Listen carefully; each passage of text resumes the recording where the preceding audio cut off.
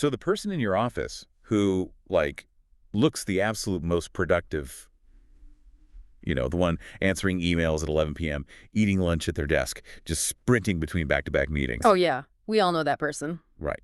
Well, mathematically, that person is actually the closest to a complete cognitive collapse. It is, I mean, it's completely counterintuitive, but the data just bears it out over and over again. Yeah. We have this cultural obsession with visible motion. Like, if someone looks busy, we automatically assume they're generating value. The illusion of effort is, often rewarded way more than the actual outcome of that effort. Exactly. It's like we treat the human brain like a factory assembly line. We just want to see the gears turning no matter what. Right. Just keep the belt moving. Just keep it moving.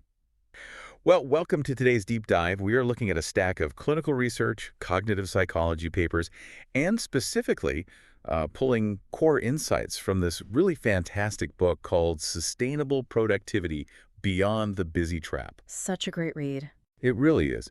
And for you, the listener, our mission today is very specific. We're going to break down these concepts for absolute beginners. Yep. We're going to identify the real, often, hidden biological signs of modern burnout. And most importantly, we're going to explore some incredibly simple, practical habits you can use to actually restore your energy. Because the fundamental premise across all this source material is that society has completely misunderstood what productivity actually is. Okay, let's unpack this, because before we can start talking about, restoring our focus and energy, we really have to understand the mechanics of how we're losing it in the first place. Right. And to do that, you have to look at the modern landscape of how we work, because it's fundamentally shifted. And our biology, well, it simply hasn't kept up. Yeah, not even close. Technology has entirely erased the geographical and temporal boundaries between work and personal life. I mean, we carry our offices in our pockets now. Yeah, emails, instant messages, project management apps, they create this unspoken expectation of continuous 24/7 availability. People are spending a vastly disproportionate amount of their waking hours in virtual environments, just operating in a constant state of high alert. I actually noticed this in myself just last week. I was lying in bed, the lights were off, and I was just scrolling through work emails. Oh, no. I wasn't even replying to them. I was just looking at them, letting the screen glow in the dark, and just feeling my stress levels slowly rising. But I do have to push back here a little bit. Okay, go for it. It is really easy to point fingers at the system, right? Or blame our smartphones. But aren't we kind of doing this to ourselves? I mean, nobody is holding a gun to my head forcing me to check Slack at midnight. Yeah. Isn't this just, a fundamental lack of personal boundaries? That is a completely fair observation, but we really have to look at the psychological environment that drives that behavior. The workplace competition has scaled globally, right? And the implicit pressure to achieve more in less time is just constant. That makes sense. When you demonstrate that level of availability, like when you answer that midnight Slack message, you are often rewarded with praise or, perceived reliability. And the real danger highlighted in the research is that burnout rarely begins with cynicism or misery. Wait, really? Yeah, it almost always begins with an overabundance of enthusiasm and dedication.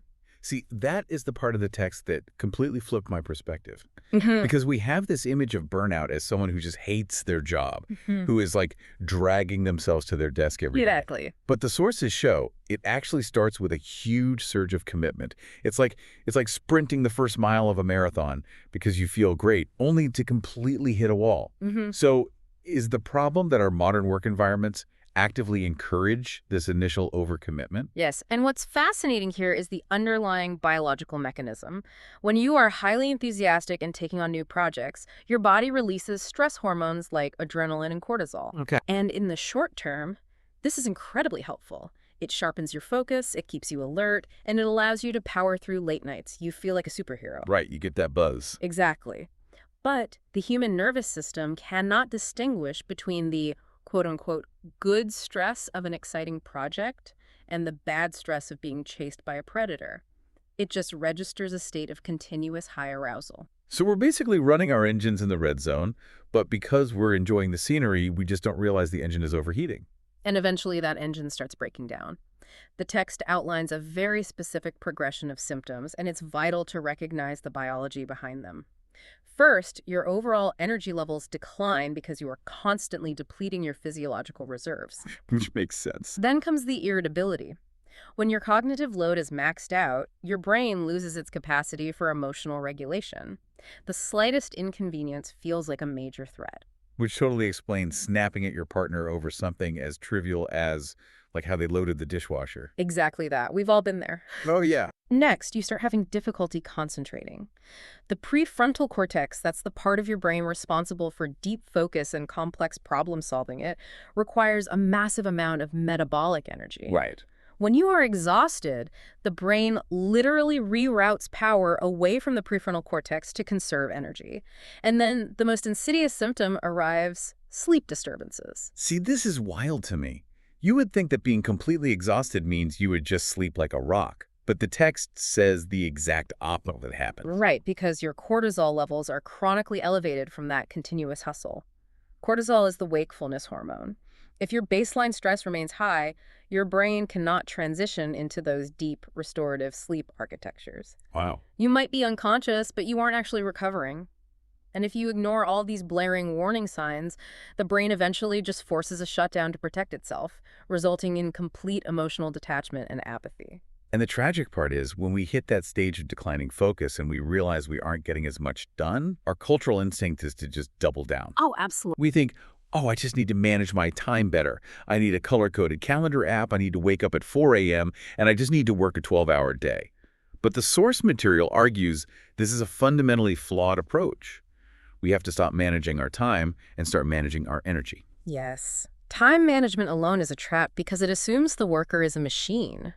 The text actively dismantles the myth that working harder and longer equals better results. It just doesn't work. No. The human brain is simply not designed for continuous, unbroken concentration.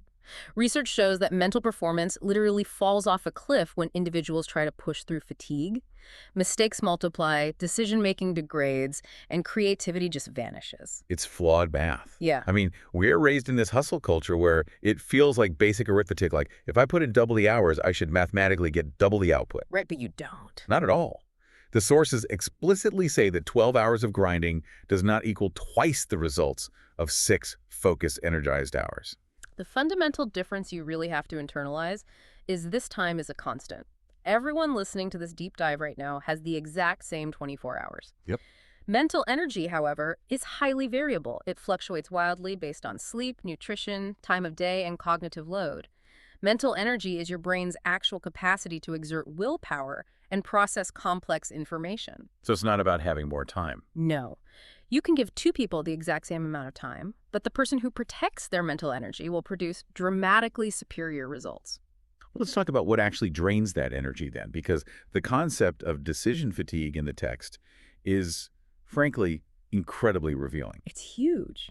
It points out that every single choice you make, no matter how tiny or seemingly insignificant, consumes a fraction of your mental energy.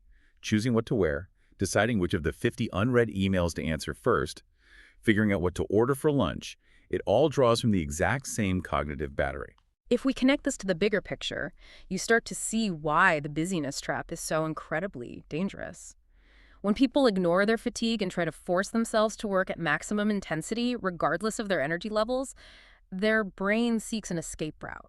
Oh, I see. It naturally gravitates toward the easiest, lowest friction tasks available. Because the prefrontal cortex is just too depleted to do the heavy lifting of deep, meaningful work. Exactly. So they fill their schedules with low-value activities, they reply to minor messages, they reorganize their desktop folders, they attend meetings where they don't actually even need to be present. Basically, my entire Tuesday. Right. And completing these small tasks provides a little dopamine hit. It gives you a sense of comfort and creates the illusion of forward momentum. But these activities are just draining whatever tiny amount of emotional and mental reserves you have left without contributing to anything substantial. Wow. You get to 6 p.m., you are completely exhausted, but when you honestly evaluate the day, you haven't moved the needle on any of your meaningful goals. That is a painfully familiar feeling. I think we've all been there. Yeah. So if our mental energy is this precious, highly finite resource that dictates our actual productivity, how do we actively protect it? Well, Especially for someone who is just like having this realization right now. What are the absolute beginner steps to restore focus? yeah. And I think we have to start by tackling the absolute myth of multitasking, right? We wear it like a badge of honor. We brag about being able to juggle a Zoom call while answering Slack messages while updating a spreadsheet. The clinical research is definitive on this true. Multitasking does not exist in the human brain when it comes to complex cognitive tasks. It just doesn't. You cannot consciously process two streams of complex information at once. When you feel like you are multitasking, what your brain is actually doing is rapid serial task switching. It is frantically shifting its spotlight of attention from the Zoom call to the Slack message and back again. And the sources highlight that this jumping back and forth comes with a massive penalty called a switching cost. Can you explain what is actually happening in the brain there? Sure, so cognitive psychologists refer to this as attention residue. When you switch your focus from task A to task B, your brain doesn't just instantly clear its cache. Oh. A significant portion of your attention remains stuck thinking about task A. It requires tangible time and metabolic effort for your prefrontal cortex to fully disengage and re-engage with the new rules of the new task. So it's like having 20 demanding programs open on your computer at the same time. Yeah. The machine just starts to overheat, and the fan turns on because it's running out of RAM, even if you're only looking at one single window. A very accurate comparison. These micro-interruptions might feel like they only take a second, just a quick glance at an email, but the cognitive friction accumulates rapidly. Yeah. It severely diminishes your capacity to learn, it increases error rates, and causes profound mental exhaustion. The simplest, most effective recovery habit you can adopt immediately is single tasking. Just doing one thing. Give your brain permission to focus on one activity, to completion, before moving on. It feels slower at first, but the work is completed with far higher quality and ultimately in less time. That makes total logical sense, but man, it is incredibly difficult when we have a supercomputer in our pocket that is literally engineered by the smartest minds on Earth to interrupt us. That's the real challenge. The text delves into how technology preys on our brain's evolutionary love for novelty. We are biologically wired to seek out new information it used to help us survive in the wild by spotting changes in our environment. But now, that survival instinct is hijacked by a ping, a buzz, or a little red notification badge. Exactly. Here's where it gets really interesting, though. The text talks about the dopamine loop. It's not necessarily the message itself that hooks us, it's the anticipation of what the message might be. Yes, it operates on a variable reward schedule, much like a slot machine. You don't know if that notification is an incredibly important update from your boss, a funny meme from a friend, or just a spam email. That uncertainty spikes dopamine, which drives the compulsion to check. So if checking our phones is this deeply ingrained chemical loop, how do we manage it? The author offers highly actionable, beginner-friendly steps. Please tell me it's not throwing the phone into the ocean, because as appealing as that sounds on a Tuesday, it's not very practical. No ocean required, thankfully. Step 1 is simply disabling non-essential notifications. You do not need a physiological interruption every time someone likes a photo or a retail app is having a flash sale. Yeah, that's true. By turning off those alerts, you instantly reduce the cognitive load of having to decide whether to look or not. The decision is made for you. I love that. Step 2 is creating designated tech-free blocks during your day. Take your device and physically move it out of your visual field, put it in a drawer or in another room for a set block of time, say 45 minutes, so you can actually engage in single tasking. But the text notes that doing this is going to feel awful at first, right? Like you have to embrace the discomfort. I've done this, and you literally feel phantom vibrations in your pocket. Your brain is screaming for that tiny hit of stimulation. And that discomfort is a completely necessary part of the process. Focused concentration can feel genuinely unpleasant when your neural pathways are accustomed to constant high-speed stimulation. Interesting. You have to learn to sit with that temporary discomfort of not knowing what is happening in your inbox. Over time, resisting that impulse physically strengthens the neural circuits responsible for sustained attention, exactly like lifting weights strengthens a muscle. And part of being strategic is knowing when to lift the heaviest weights, right? The source material brings up a concept called peak energy scheduling, which ties perfectly into this. It does. This relies on understanding your own circadian rhythms. Identify when your mental energy is naturally at its absolute highest. For a large percentage of individuals, this peak window occurs in the mid to late morning, though for night owls it might be much later. The habit is simple. Once you identify your peak energy window, ruthlessly protect it. Schedule your most demanding, complex, analytical work for that specific time block. So you don't waste your absolute best brain power on organizing your desktop icons. Exactly. Leave the low-effort administrative tasks like answering routine emails, filling out expense reports, or organizing files for the mid-afternoon when your biological energy naturally dips anyway. You are aligning the difficulty of the task with your body's biological capacity to perform it. I love that. It's such a simple shift, but it completely restructures your day for success.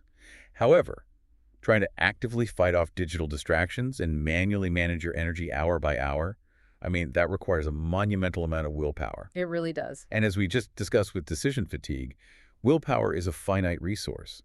If we are just white-knuckling it all day, we're going to burn out anyway. Yeah. So how do we automate this? How do we make recovery and focus actually sustainable? You achieve sustainability by relying on your physical environment and your daily routines, rather than relying on sheer motivation. The text emphasizes that your physical surroundings have a direct and measurable impact on your cognitive energy. Oh, really? How so? Does the brain actually care if my desk has a few empty coffee cups on it? It absolutely does. Your visual cortex is constantly scanning and mapping your environment, even when you aren't consciously aware of it. Wow. Visual clutter, stacks of paper, unorganized cables, trash calls. It literally competes for neural processing power. It creates subtle, continuous stress.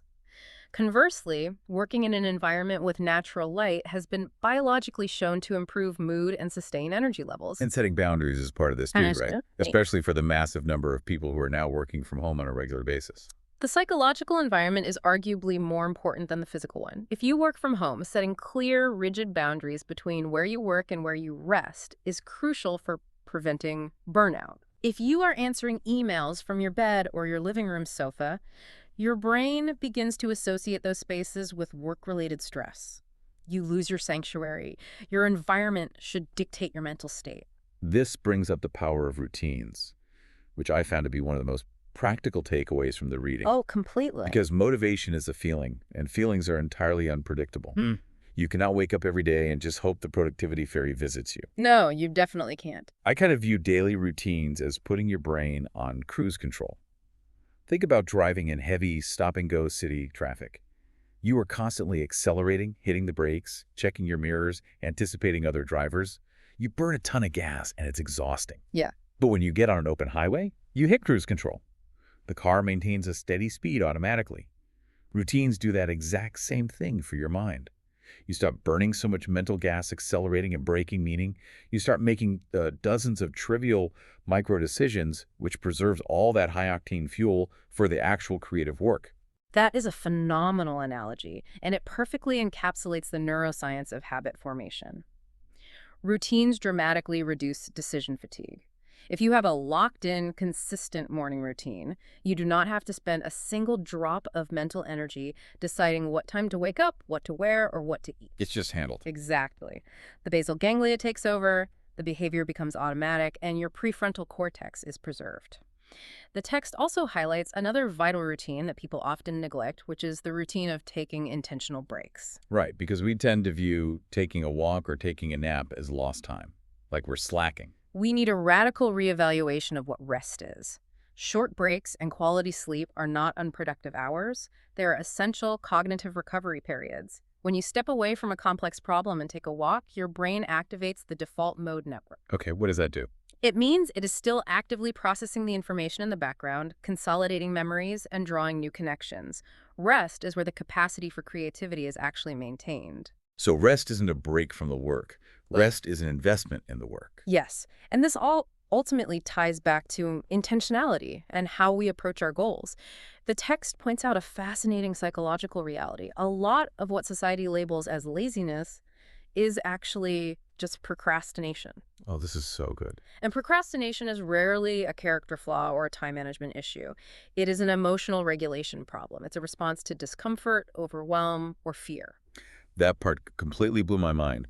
We delay things because the amygdala, the brain's threat detection center, perceives a massive, difficult project as a literal threat.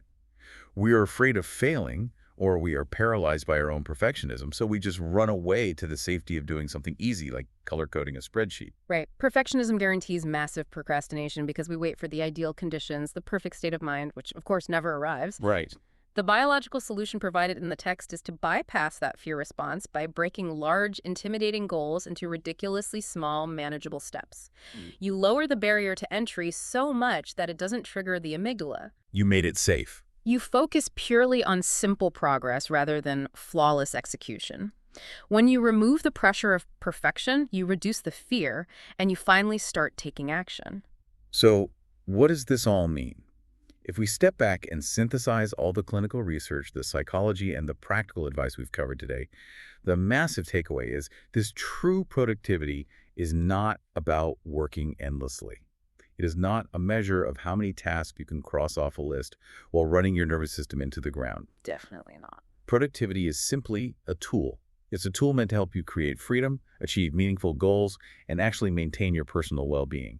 By recognizing the hidden biological signs of burnout, by prioritizing your mental energy over your time, by committing to the discipline of single tasking, and by building routines that put your trivial decisions on cruise control, you can achieve incredible results without sacrificing your physical or mental health. This raises an important question for all of us regarding our relationship with rest.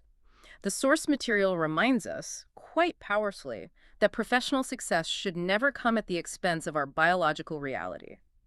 We have to collectively stop glorifying exhaustion and start respecting our profound need for recovery. I completely agree. And I want to leave you with a final thought to ponder, something for you to explore on your own that builds right out of everything we've talked about today. Think about how you treat the digital devices in your life. Oh, this is a good one. We often treat them with vastly more care and urgency than our own minds. Like, if you look down right now and see your smartphone battery dip below 20%, you Yeah. probably feel a little spike of anxiety, right? Uh-huh. You start looking for a charger, you plug it in immediately, and you leave it alone until it recovers. Yep, no hesitation. Yet we regularly force our own mental batteries to run on 0% for days, sometimes weeks on end, and we just coldly demand that our brains keep producing. So ask yourself, what would actually change in your life tomorrow if you treated your own